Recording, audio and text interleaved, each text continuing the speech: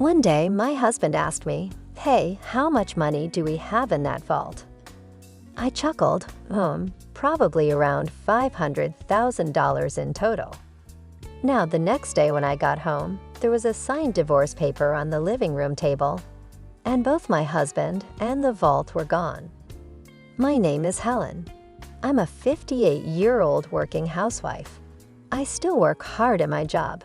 You see, my hobby is saving money. When I was a child, my mother opened a savings account for me. She told me that depositing money in the bank made the numbers in my passbook grow, and I found that very enjoyable. I started depositing a little bit at a time, starting with just $1, and enjoyed watching it grow. So when my savings grew by a few cents in interest each year, it was a delightful surprise to my young self. Being fond of money and how it works, I worked as a financial planner and gave advice on asset management. One day, a friend from college told me, "An old childhood friend is in serious trouble due to debt. Could you give him some advice?" So I decided to meet with him and my friend. This old friend was a handsome man with a refreshing smile. My friend explained, despite his looks, he loves gambling and is struggling to make ends meet. I thought you, Helen, might have some good advice. His name was Mark. As I listened to his story, Mark admitted he loved gambling, just like his parents. Even worse, he had even taken on his parents' debt. Of course, he seemed to be quite worried. I found his troubled expression rather endearing. Because my friend had asked, I gladly agreed to help him. Looking back now, perhaps I had a bit of a crush on him, but I never imagined that this would lead to a series of troublesome events. Anyway, I advised Mark to consolidate his debts and reduce his monthly payments so he can manage his life somehow. Not long after, Mark and I started dating. That friend of mine opposed it, saying I wouldn't recommend being with him, but we went ahead and got married. I thought that getting married would help us face Mark's debt together. My income is pretty good for my age group. Therefore, most of Mark's income went towards his debt, and I made sure he cut ties with his parents to prevent the debt from increasing further. I gave Mark a monthly allowance of $500. When Mark decided to cut ties, his mother yelled, "Ungrateful child. I wish I'd never given birth to you." His father also said, "Where's that thieving cat? I can't rest until I give her a piece of my mind. You don't belong to us."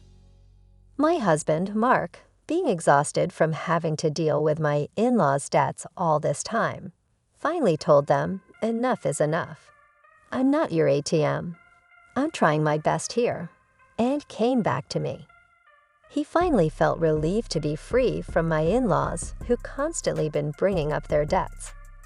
Soon after, we had a son. Our son Kevin is handsome, just like Mark. He's my pride and joy.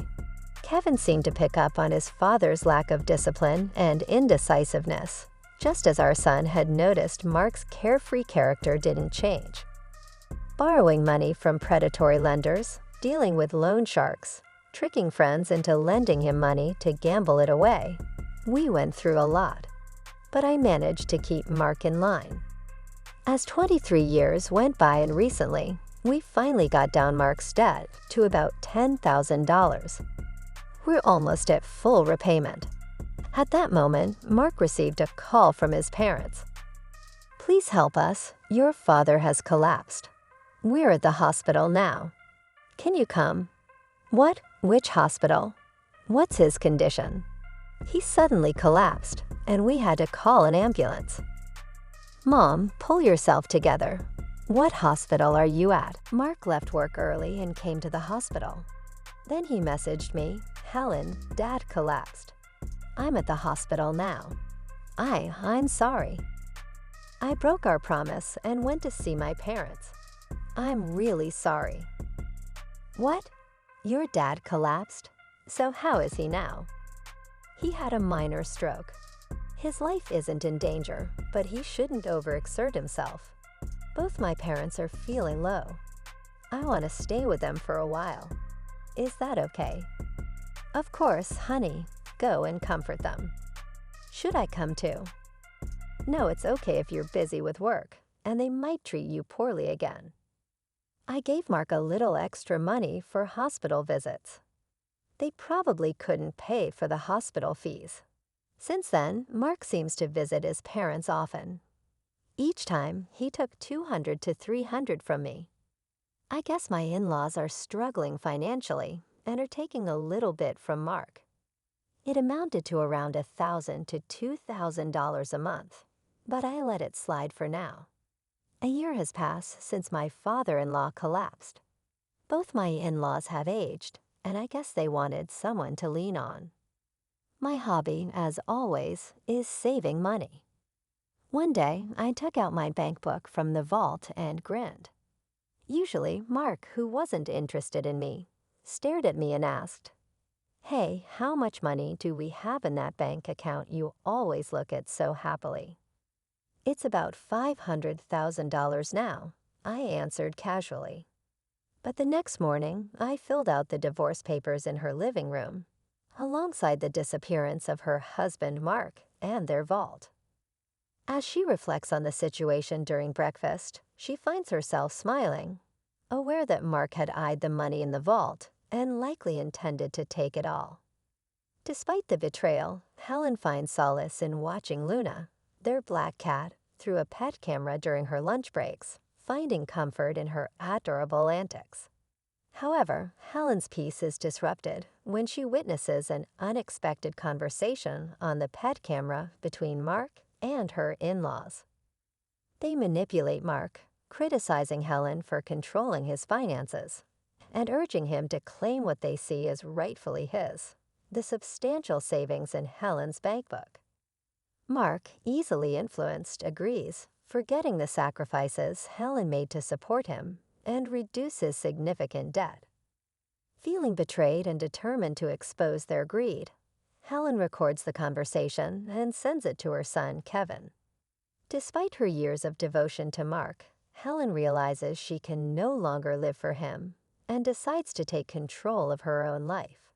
With newfound determination, she plans her revenge, including gathering evidence and seeking legal assistance. As Helen discovers more about Mark's infidelity and her in-laws' deceit, her resolve strengthens. She takes proactive steps, filing for divorce, and pursuing legal action against her ex-husband for emotional distress. Through it all, she remains resolute, refusing to be swayed by Mark's pleas or his family's financial struggles. In the end, Helen emerges victorious, securing justice for herself and reclaiming her happiness. With her newfound freedom, she plans to focus on herself, enjoying a relaxed life with Luna and cherishing moments with her son. As she reflects on her journey, she realizes that true happiness comes from within and that she is finally living the life she deserves.